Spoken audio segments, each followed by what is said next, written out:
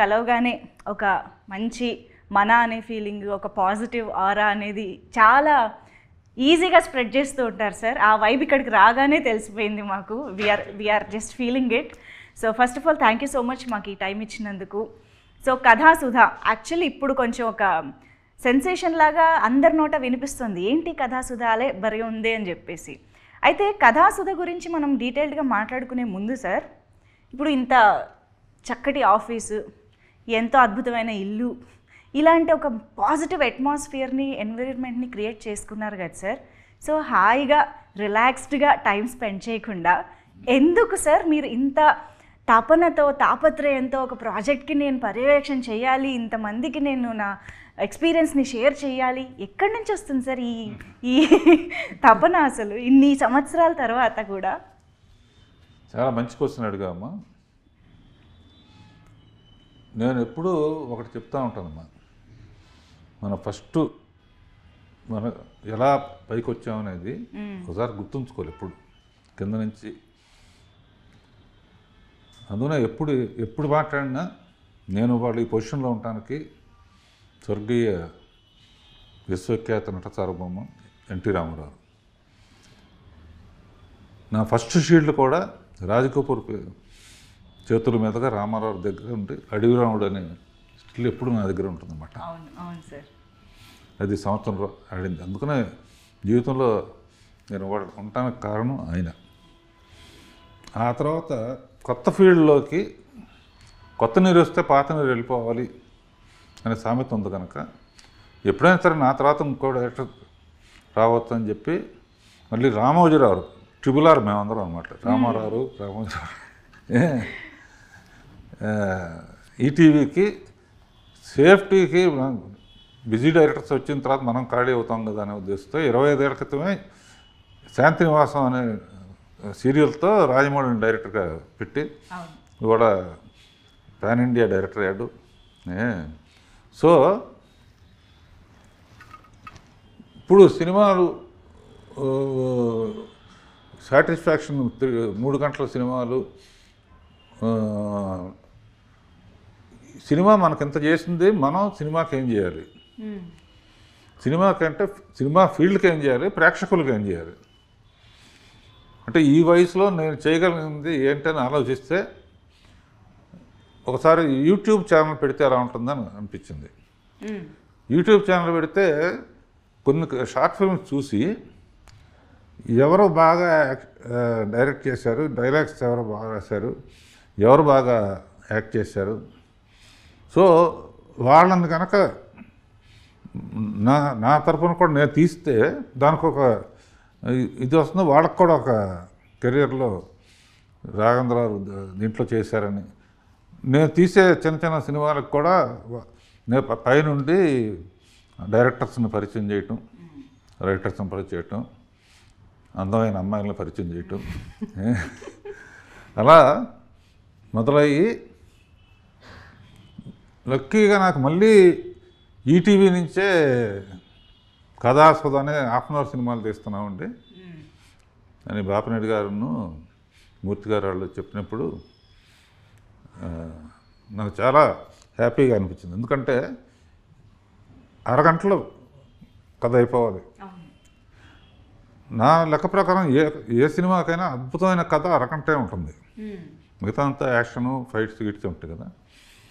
అందుకనే thank God మళ్ళీ ETV మళ్ళీ నాకు ఫుల్ పని ఇచ్చినట్టు ఇండస్ట్రీకి ఒక కొత్త ఆర్టిస్టులని, కొత్త డైరెక్టర్లని, కొత్త డైలాగ్ రైటర్స్ని పరిచయం చేసే అదృష్టం వచ్చింది.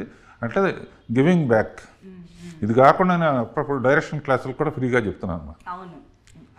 సో బిజీగా ఆకపోయి నాకు నువ్వు 1000 కోట్లు ఇచ్చినా కూడా నాకు డైరెక్షన్ మీద ప్రేమ పోదు. నాకు అది పక్కన పెట్టేస్తాను.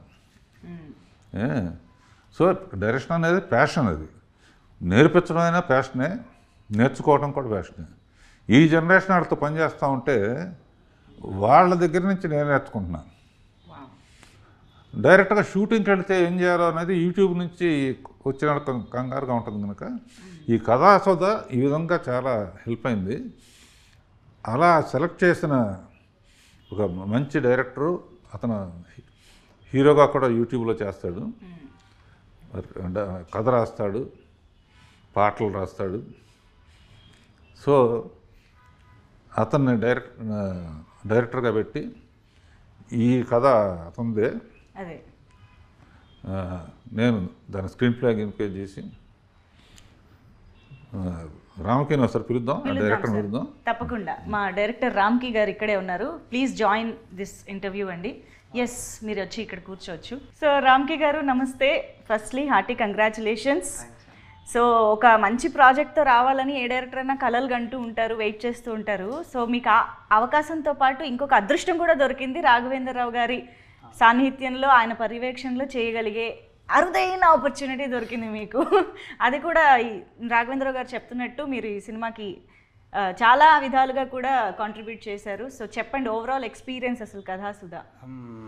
బేసికల్గా ఫస్ట్ నేను అసలు ఇండస్ట్రీకి రావడం కోసమని ట్రయల్స్ స్టార్ట్ చేసేటప్పుడు షార్ట్ ఫిల్మ్స్ అవి చేసేవాడిని. అంటే నాకు ఫస్ట్ టీమ్ ఏమి ఉండేది కాదు. ఫస్ట్ నేనే ఎడిట్ చేసుకోవడం, నేనే స్టోరీ రాసుకొని, నేనే యాక్ట్ చేసుకొని అన్ని వైజాగ్లో చేసేవాడిని. తర్వాత అలాగ ఒక 2-3 ఇయర్స్ చేస్తున్నాను. నెక్స్ట్ స్టెప్ ఎలా అప్రోచ్ అవ్వాలి, హైదరాబాద్ ఎలా రావాలి అని చెప్పి ఏవో ట్రై చేస్తున్నా, వస్తున్నా, అవ్వట్లేదు, వెళ్తున్నా. ఆ టైంలో సడన్గా ఇలా రాఘవేంద్రరావు గారి ఆఫీస్ నుంచి కాల్ చేసామనగానే ఈయనెందుకు అంటే నాతో ఏం పని అన్నట్టు అనుకున్నా. బట్ చాలా భయపడ్డా.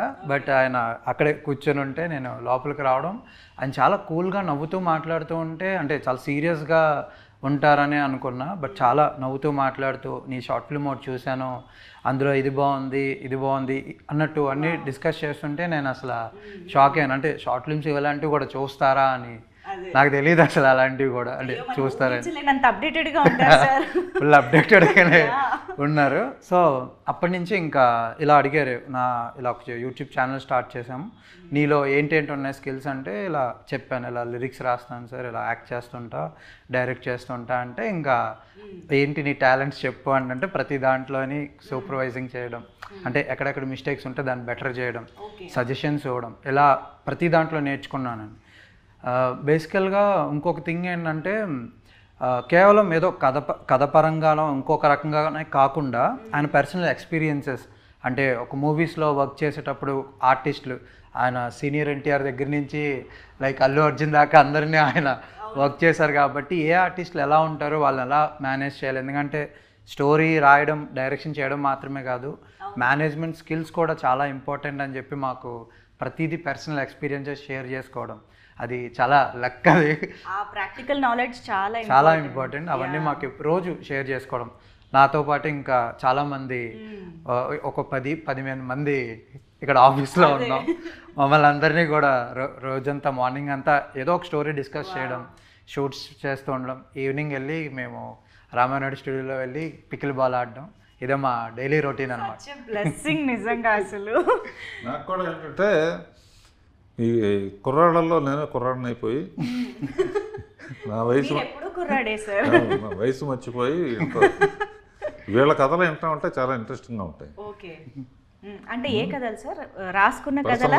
మామూలుగా యూట్యూబ్ బ్యాచ్, ఇన్స్టాగ్రామ్ బ్యాచ్ వేరమ్మా. దాని డెప్త్ ఏంటి, అందులో ఎలా ఇన్స్టాగ్రామ్ అంటే ఏంటి, యూట్యూబ్ అంటే ఏంటి, ఎవరెవరు బాగా చేస్తారు, ఇందులో ఉన్న కష్ట నష్టాలు ఏంటి, హీరోయిన్స్ని ఎలా పట్టుకుంటారు, ఇటువంటి ఎక్స్చేంజ్ చేసుకోవటం. తన ద్వారా కొంతమంది ఫస్ట్ ఇతనే వచ్చాడు, తన ద్వారా ఇంకా సాయి తేజ అని, ఇంకో అబ్బాయి శేఖర్ అని, ఇట్లా చాలామందిని. నాకు కూడా ఏంటంటే ఫుల్ డే ఏదో పని, వాడు పగల ఈ డిస్కషన్ అయితే మధ్యాహ్నం ఇంకో డిస్కషన్, అది కూడా మీకు ఇష్టమైన. సో బాపినేడు గారు ఇట్లా ఫస్ట్ చేయాలనుకున్నప్పుడు మేము ఇద్దరం డిస్కస్ చేసుకుని ఇతను కథ చెప్పాడు, బాగా నచ్చింది. యూట్యూబ్లో షార్ట్ ఫిల్మ్స్ చూడటం మొదలుపెట్టాను. షార్ట్ ఫిల్మ్స్లో ఎవరు బాగా తీశారో, ఎవరు సబ్జెక్ట్ కానీ టేకింగ్ కానీ, వాళ్ళకున్న లిమిటెడ్ బడ్జెట్లో దొంగతనం ఇక్కడ లొకేషన్ ఫీజులు కట్టకూడదు, దొంగతనంగా రోడ్డు మీద పెట్టేసి కార్ల కెమెరా దాచు ఇవన్నీ వింటా ఉంటే నాకు ఒకసారి వీడు రోడ్డు మీద షూటింగ్ చేస్తుంటే పోలీసు వచ్చాయంట. పోలీసు వస్తే వీళ్ళు మీరు రాఘవేంద్రరావు అన్నాడు. వాడేసుకుంటారు అప్పుడే. అంటే గ్యారంటీ ఏంటంటే నాకు ఫోన్ చేశారన్నమాట. ఏమైనా బాగున్నావు ఏంటి, ఎండలో చాలా కష్టపడుతున్నట్టునో. సార్ మీతో మాట్లాడు చాలా ఆనందంగా ఉందంట. అంటే కుర్రాళ్ళు తీసుకుంటున్నారా మందే అది, నువ్వు కూడా ఏదైనా వేషం వేయాలనుకుంటే ఎప్పుడు అంత టచ్లో ఉండు. ప్రతి వాడికి యాక్టింగ్ ఉంటుంది. అవును సార్. సో నెక్స్ట్ ఇప్పుడు ఇది ఈ లైఫ్ పార్ట్నర్ అనుకున్నప్పుడు ఇతను రాసిన దాంట్లో